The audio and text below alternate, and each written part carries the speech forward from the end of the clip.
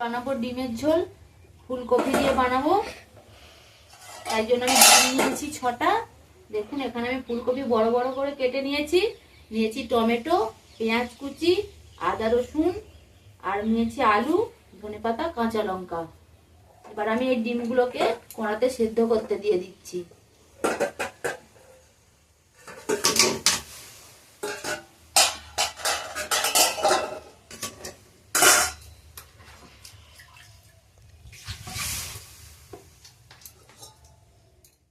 এটা আমি এবার শিলের মধ্যে বেটে নেব।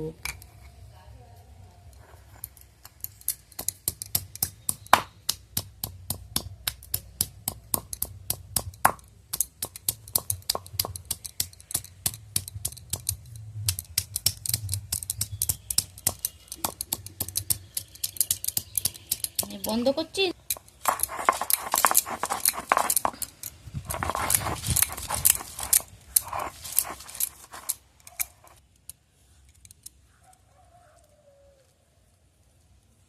আদা রসুন আমার বাটা হয়ে গেছে।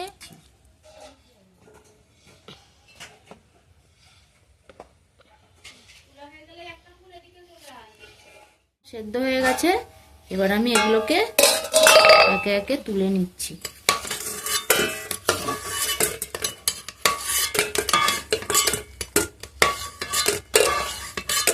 জল দিয়ে দেব।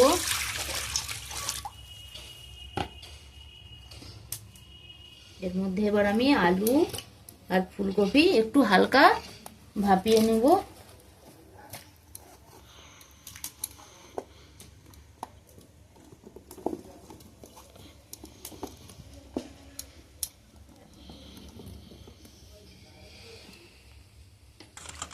এবার ডিমগুলোকে আমি ছাড়িয়ে নিচ্ছি। তাতে ফুলকপি দিয়ে আলাদা রকম একটা স্বাদ হবে। তবে দেখুন বন্ধুরা, আমার ডিম কিন্তু ছাড়ানো হয়ে গেছে।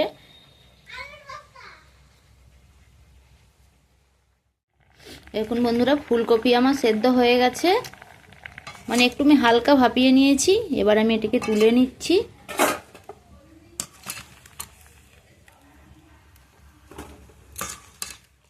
একটি ঝাঁঝরিতে ছেঁকে নিয়েছি। এবার আমি আবার কড়াতে তেল দেবো এবং দিয়ে কড়াটি একটু গরম, ডিমগুলো ভেজে নেব। তেলটা গরম হয়ে যাক, দিলে আমি ডিমগুলো ভেজে নেব।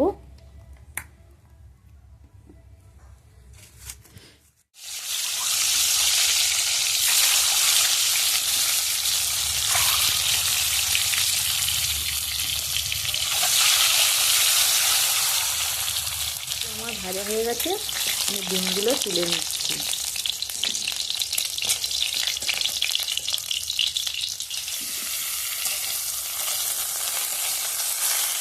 ফুলকপি আমার ভাজা হয়ে গেছে, আমি এবার তুলে নিচ্ছি ফুলকপিগুলো।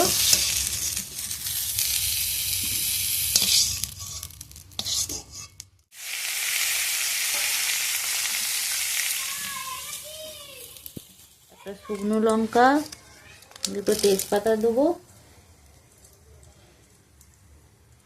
দুটো এলাচ আর দারচিনি।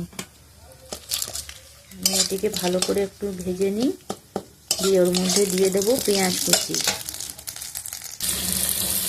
এখন পেঁয়াজ কুচি দিয়ে দিচ্ছি। পেঁয়াজ কুচি আর কাঁচা লঙ্কা দিয়েছি দুটো।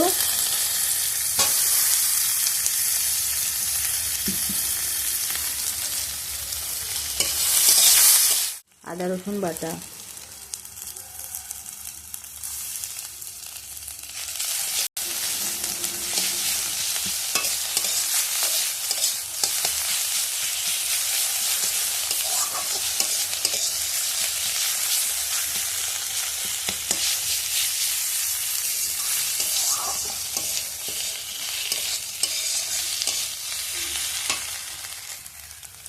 এবার দিয়ে দেবো টমেটো কুচি।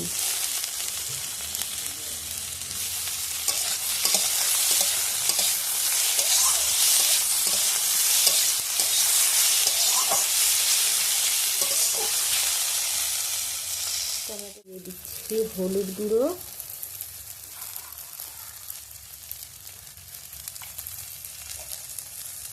দেবো একটু লঙ্কা গুঁড়ো, আপনারা স্বাদ অনুসারে লঙ্কা দেবেন, কারণ আগে আমি দুটো কাঁচা লঙ্কা দিয়েছি, তার জন্য খুব বেশি ঝাল দেবো না।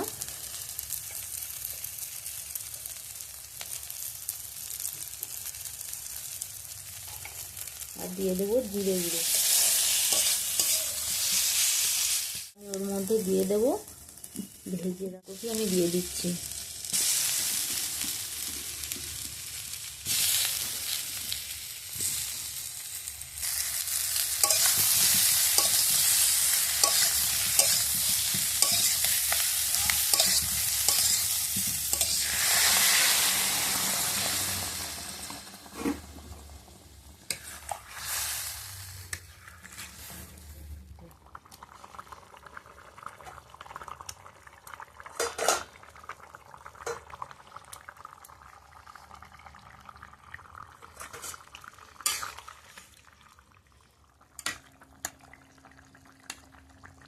দেখুন আলু আমার সেদ্ধ হয়ে গেছে। তাহলে সাবস্ক্রাইব করে পাশে থাকবেন। ধন্যবাদ।